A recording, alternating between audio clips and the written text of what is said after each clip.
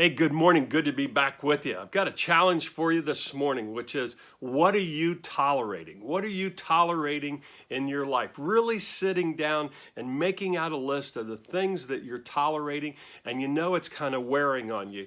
Just some examples. As I walk down and get it to my office, I look at my desk. It's been piling up with books and papers and things like that. And I'm an organized person, but for some reason, I just haven't been taking the time to just make the effort to organize that.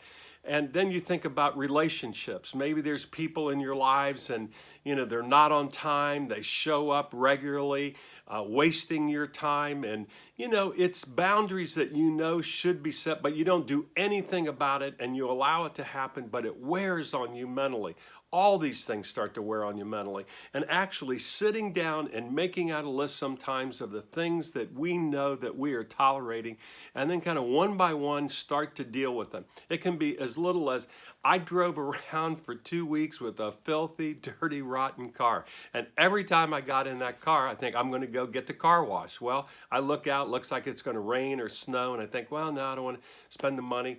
And then I drive around for another 2-3 days looking at this car, looking at the salt inside the car, outside the car, dirty windshield.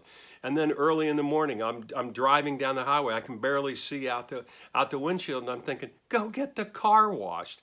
And yet every day I'd get in the car and I'd think about it, but I wouldn't do anything about it. So make that list out. Don't allow your mind to get all cluttered up and thinking about that.